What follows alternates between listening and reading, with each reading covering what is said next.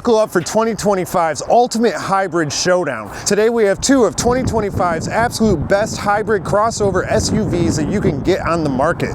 But what is better? We have the 2025 Hyundai Tucson Limited, which is the top trim available for this hybrid crossover SUV, and the ever so popular 2025 Hyundai CR-V Sport Touring, which is also the top trim available. Which one of these are the best to get you around town and move your family? Well, let's find out. Before we go any further, I want to give a huge shout out and thank you to Honda of Lisle for letting us come by and check out this 2025 CR-V Sport Touring.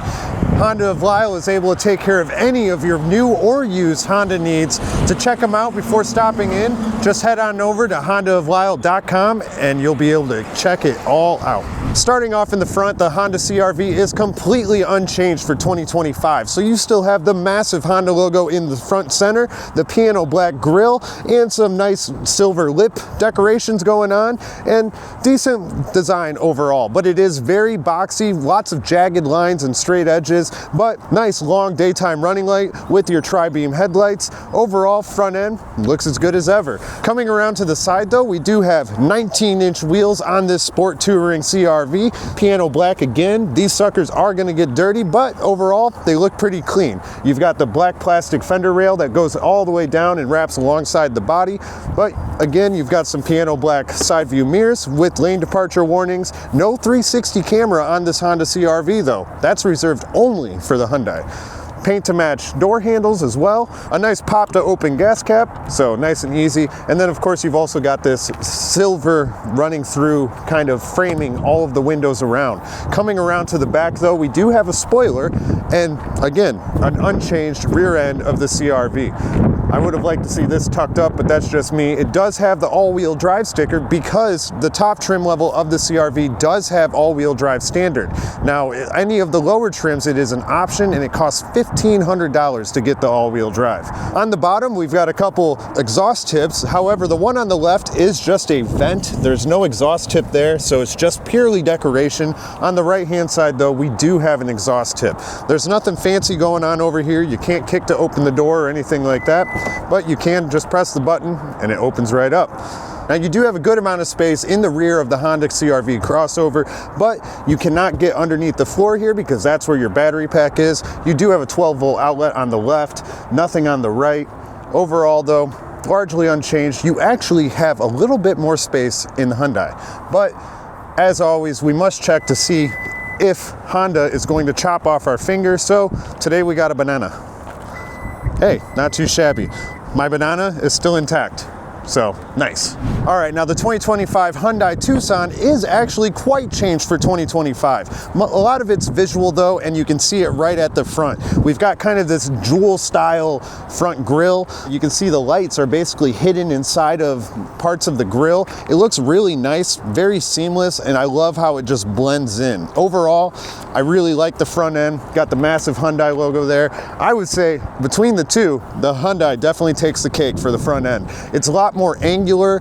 You've got a little bit more bubbliness. Now another change you'll see as we come around to the side is that the fenders, both in the front and rear, actually stick out a little bit more. It provides it a little bit more of a sporty feel. I like how they did that. There's a lot of body lines on the Tucson for sure. All right, now as for the wheels on the Hyundai, they are actually changed for 2025. They're still 19-inch wheels, but they're styled a little bit differently, and I would say these look pretty nice and stylish all around. Again, gonna have to give it to the Hyundai for this versus the Honda CR-V, but that's just looks, and looks are subjective. Coming back to the mirror though, we do have a paint to match side view mirror with lane departure warning and 360 camera. So that's another thing that you do get on the Hyundai that you don't get on the Honda.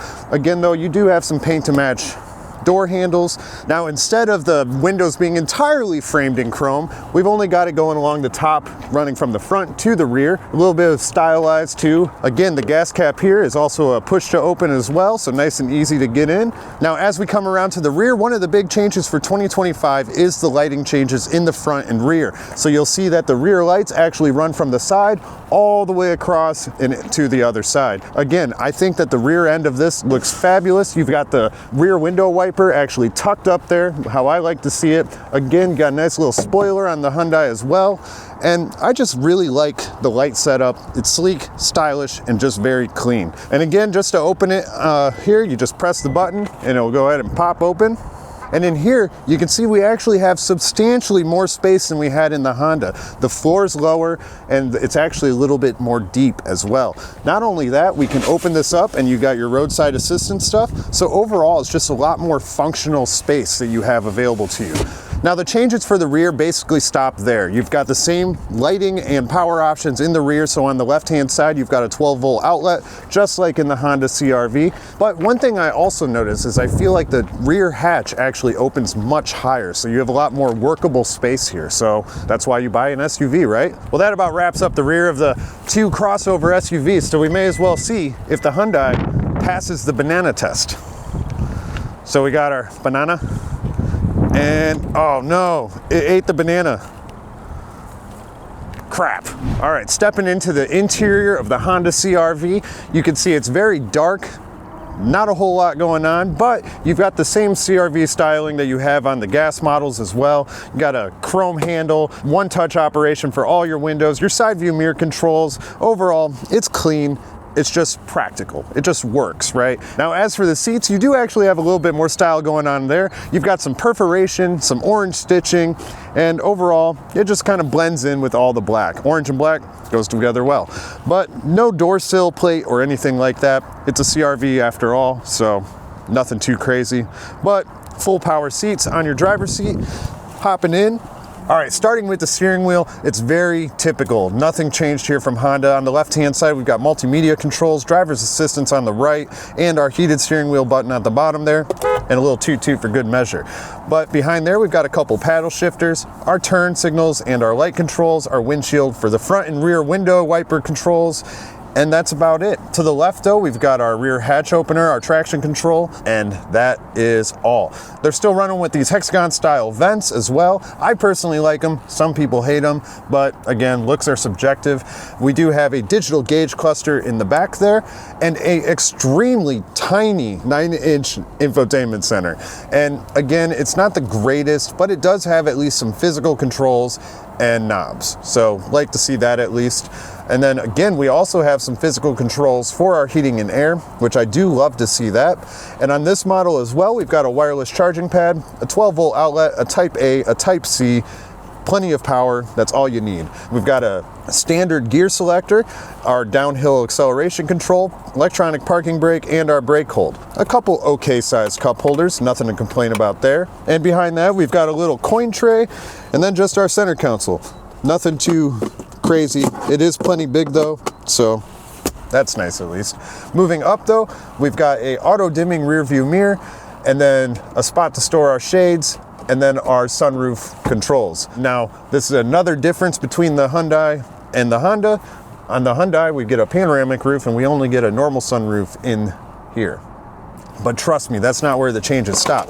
Going into the rear of the CR-V, you'll see that it is styled exactly the same as the front. You actually get a very nice wide opening, almost 90 degrees, probably more like 85-degree opening for your rear door, so that's nice. Sometimes it can be tough to get in, but hopping in, it is plenty comfortable. You can definitely tell that this is where they're storing a lot of the components for the hybrid system because I am very high here. Still got plenty of headroom, kind of like 2 or 3 inches, but yeah, that's about it. We get a couple Type-C USB charging ports and a little pull down that's plenty cushioned with some very small cup holders. So if you got bottles and things like that, they're not gonna fit in there. One thing I'm noticing too is you have no pouch on the back of the driver's seat, but you do have one on the back of the passenger seat. Now, I will also note that this is actually in Uncle Steve's driving position, and he's about 9 feet tall. So the fact that I've got this much knee room with his seat in driving position, not too shabby. All right, that wraps up the interior of the 2025 Hyundai CR-V Sport Touring. It's very practical and functional. It's not really going above and beyond with technology or luxury. It's just meant to work. And I would say that it does that. It works pretty well. But let's head on over to the Hyundai and see how that one is. All right, now as similar as the CR-V and the Tucson are, it all stops when you get into the interiors, because when you open up the Hyundai, it just screams luxury much more than the Honda, even though these are actually the same price point vehicles. So on the Hyundai, you can see that you've got a much more stylish and sleek feeling interior. The door panel's got a lot of contrast going on, a lot of different colors and materials and everything like that. You've got some memory controls for your seat up here at the top, a nice chrome door handle,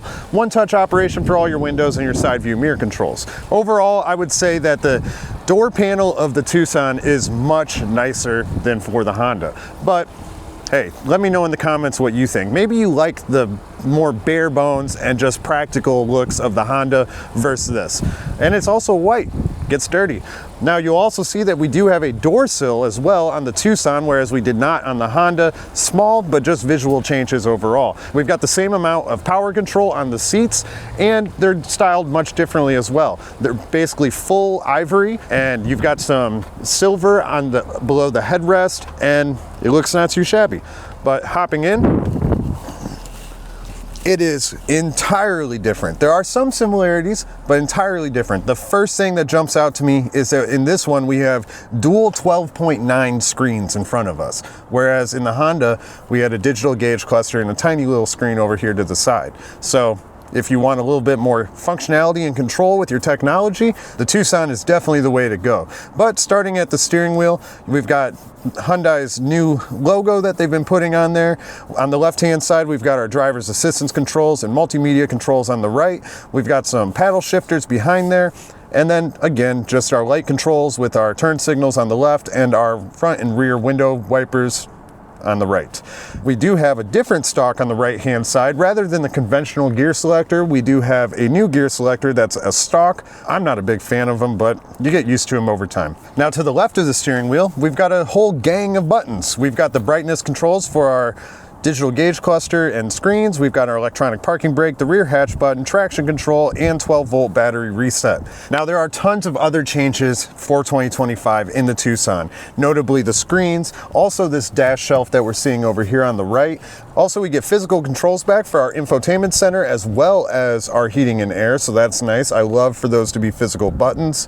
And yeah, overall, I would say this is just a lot more luxurious. But below our physical controls for our infotainment center and heating and air, we do have two Type-C ports as well as a button to turn on the power for the 12-volt outlet. We have a very large storage area with some rubber grippy, and then our wireless charging pad is actually up here to the left of our cup holders. And then we actually also have a center diff that we can lock in here as well. Don't have that on the Honda either. We've got our drive mode selectors. Another thing that's actually new for 2025 is you get the My Drive mode, but you also get Baby Drive mode, so it makes it a little bit quieter so you don't wake up the toddler. We got downhill acceleration control, our 360 cameras, and our parking sensors. Now the cup holders are also a little bit bigger in the Hyundai versus the Honda. Now where it does lose though is the center console. I would say the center console is about a quarter of the size versus the Honda. But like mentioned when we were looking at the Honda, we do have a panoramic roof on the Tucson, and also it does open as well, so that's nice to see. I love panoramic roofs, they're just great. Also on the Tucson, you have a 12-speaker Bose sound system, whereas on the Honda, you only have a 9-speaker Bose sound system. So how much does that matter to you? I guess you'll have to let me know. But hopping back to the rear, let's see how it compares there. The door panel also styled just like the front. Like to see that carried over. One thing I'm noticing right away is that there's a button for the heated seats on the second row here. You don't get that on the Honda either, but let's see how comfortable they are. Tons of room back here. It's not the most comfortable second row. I would say that the Honda is a little bit more comfortable. You do have a little bit more practicality back here though. You have two Type-C USB ports, the net pouch on both your seats here. You also have cup holders on both of the doors as well. And when you pull this down, you get two more cup holders, so you have double the cup holders, double the storage space, and also a lot more room too. I don't feel like I'm nearly as high in the second row as I did in the Honda. I've got more knee room, but this is in my driving position and Steve towers over me, so that's to be determined. Another thing that the Tucson actually has against the Honda is that the second row reclines, and it reclines a good bit. I can get all the way back here, so nice and comfortable for long road trips or cruising around town, and maybe you just want to take a nap in the back. All right, well, that's enough of the interior and exterior comparisons for the CR-V and the Tucson. It's time to get these bad boys on the road and see how they really stack up, because these powertrains are quite similar, but they're very different too. So let's see.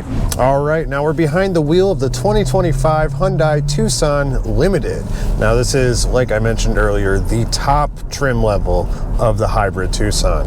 All right, now right off the bat, it's a nice comfortable ride. It's nice and quiet too, not getting a lot of wind noise, not getting a lot of road noise. Do feel the bumps, but I'm not hearing them, so that's nice at least. Aside from the comfort though, because that's not all that matters, you do also get pretty good visibility too, especially with the panoramic sunroof. It helps brighten things up so you can see just a little bit better. The side view mirrors are a decent size, so I've got plenty of visibility there.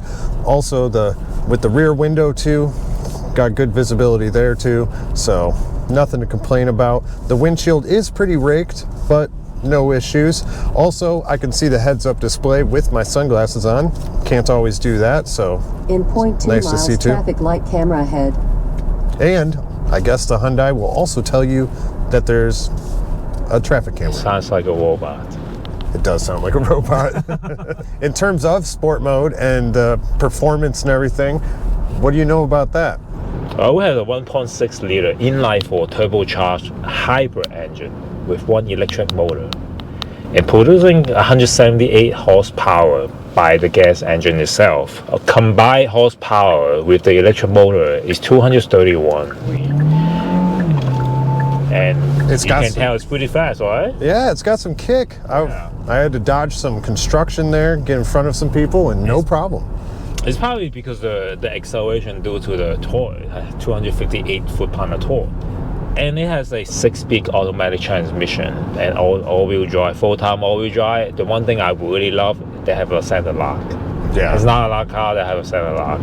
Especially for a $40,000 crossover. So for the fuel economy, the combined fuel economy highway and the city is 35 miles per gallon. It's okay. And we're going to talk about the CR-V when we get on the CR-V. Yeah. Yeah, they're a little bit better. It's a little bit better? Yeah. Spoiler alert. One thing I really don't like is the sitting position, because when I first time hop in, I feel like I'm sitting very tall. Yeah. And I try to adjust the seat. It's like, damn, it's not going any further down. It's like, what the heck? That's the only thing I noticed when I first time I seen on it. And beside that is the gear selector. It's just so weird, huh? It's so weird, like.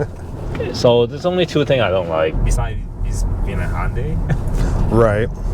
But what about, because we've got a Hyundai and we've got a Honda, how do you feel about the reliability or even maybe the warranty factor of the Hyundai? Well, Hyundai is one that's always 10-year powertrain warranty, but another part, if they always break down, you don't want to, it's kind of waste of time keep going the dealer back and forth, especially the dealer don't offer loaner car, so you're kind of stuck with your car not being able to use it to go to work.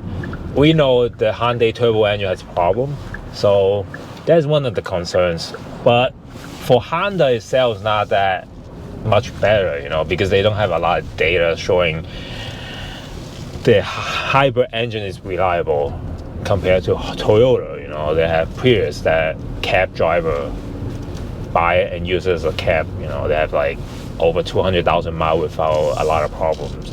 Well, other than the comfortability, technology, and the performance of the Tucson, I would say that the handling, it's pretty solid. You've got a little bit of weight behind the steering.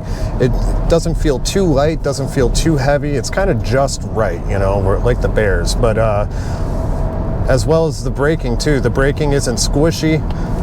I don't mind it. Feels good and responsive overall. About the new key fob design, and also it doesn't have a spare tire. So yeah, we confirmed that it doesn't have a spare tire. You know, most of the new cars that we review do not have spare tires anymore. But As for the key fob, I mean, it is strange. It's definitely unique. It's like an egg shape. Yeah, it's like a little egg. It's like vibrator. I don't hate it, but at the same time, I don't know. How do you feel about it? I think that the parking assistance back up and pull forward thing, it's kind of gimmicky. Oh, speaking of that, it's awesome. Like how many cars they have that kind of feature? So you love 40 grand. So you love it? Yeah, I love the parking, remote parking, and it's safe too. Like you demonstrate it, you stand in front of it, it stops, right? Yeah, I tried to have it run into me. I tried to run into it. You know why I like it? Because I live in a city, they have a tight parking, and people like if you have two big cars, like two Hummers parking next to you, and you basically you cannot even get into the car. So that feature is actually pretty useful, you know. Fair enough.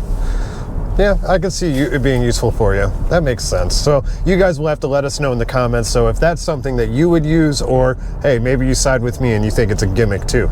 But that does about wrap up the Hyundai Tucson. It's about time for us to check out the Honda and see how that stacks up performance-wise and handling versus the Tucson. So we'll see you in it.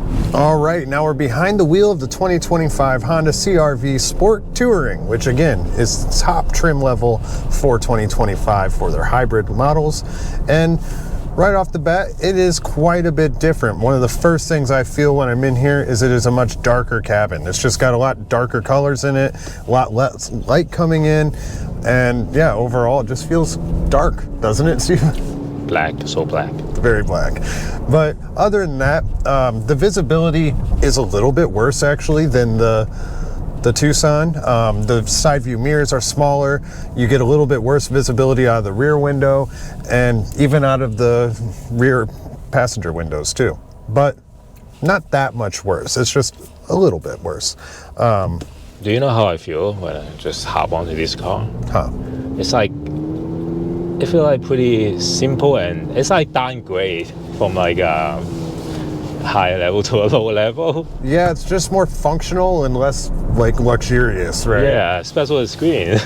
Like I said, tiny. I definitely feel the same. I would say they're a little bit easier to navigate in here versus the Tucson though, but the quality of the screen is pretty bad, especially the rear view camera.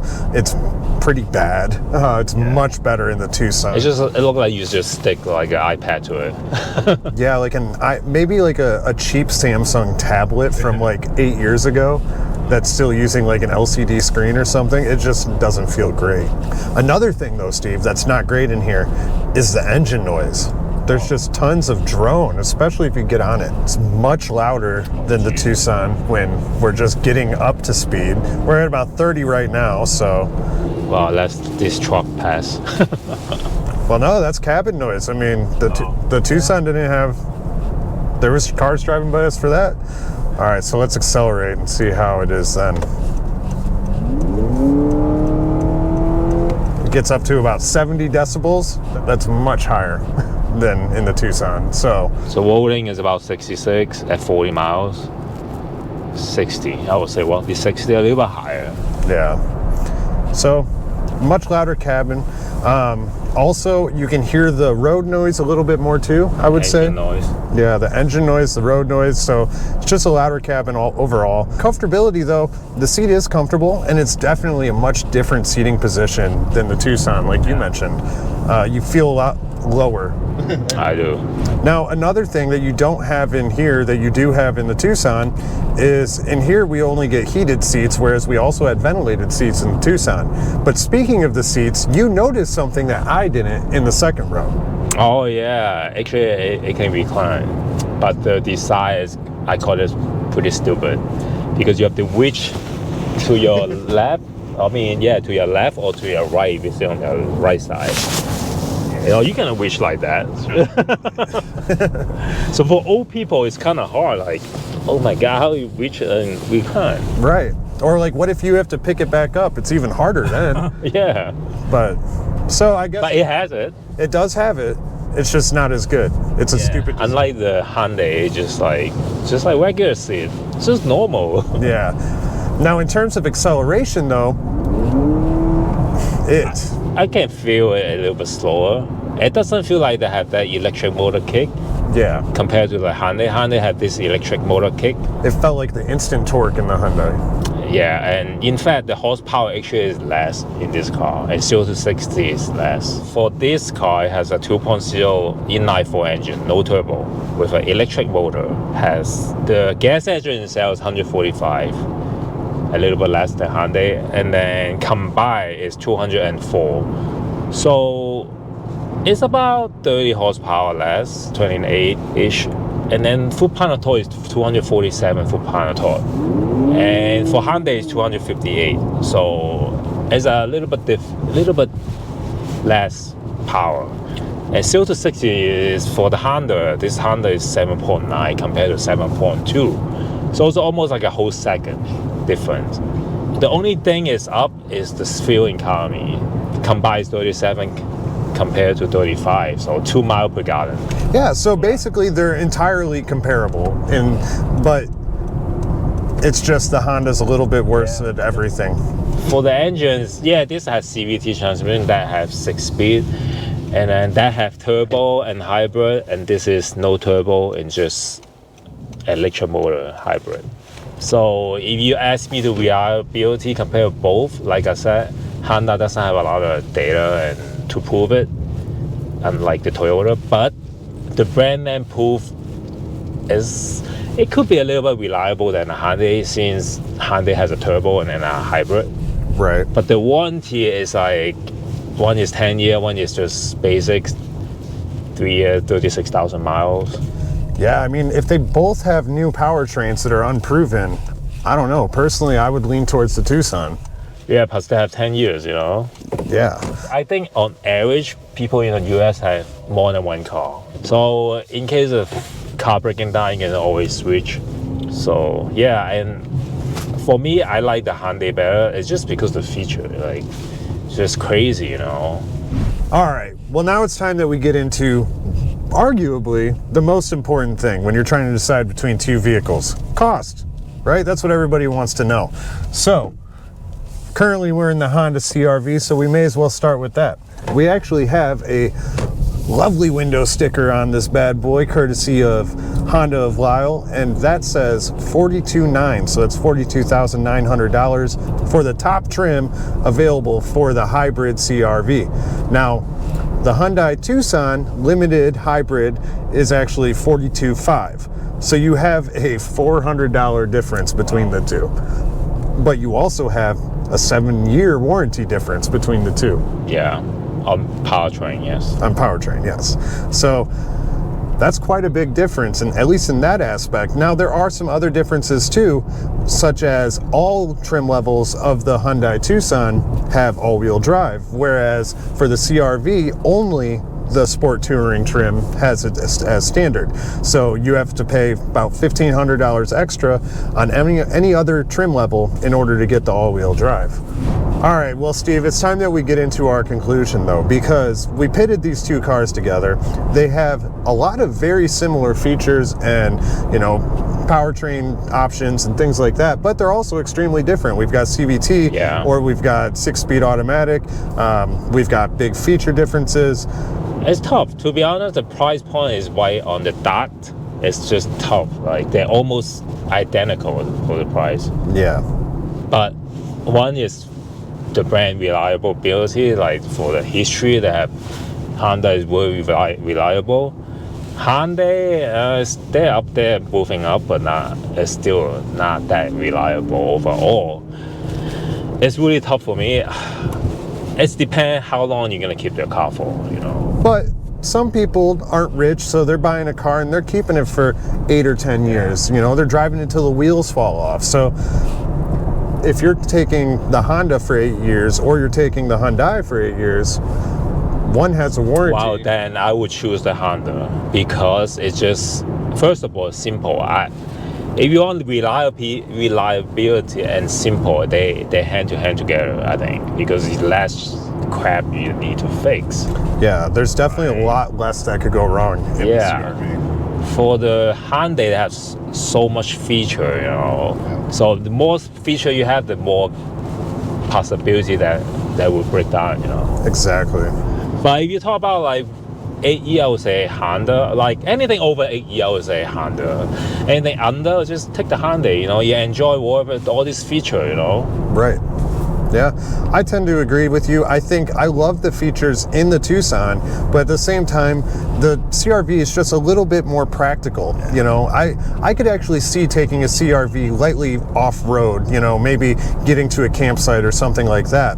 I don't really see myself doing that with the Tucson, and I'm not sure when I would ever use that center diff on the Tucson. Yeah, and also one more thing, depreciation. Yeah. Honda, they don't depreciate that much compared to Hyundai. So if you buy just like 3 years later, this could be still selling for 30, 35, and then Hyundai maybe 30. Right, or less. But I think at the end of the day, we might be a little bit split between Steve and I personally, because I really do think I like the features personally. I like the ventilated seats and the different options that are available, the really crisp screens and everything like that.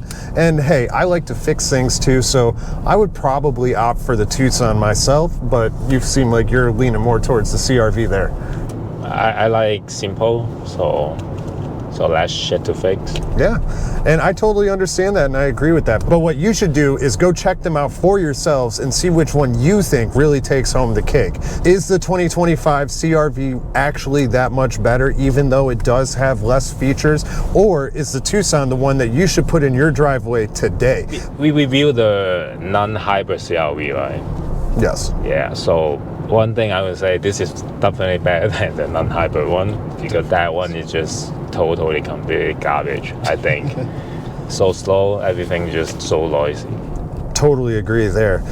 But that about wraps up this video. What you should do is you should go check out the 2025 CR-V and the Hyundai Tucson if you're looking to get one of the top hybrid vehicles available in 2025. Let us know in the comments which one you think takes home the cake. Smash up the likes, subscribe to the channel, and we'll see you on the next video.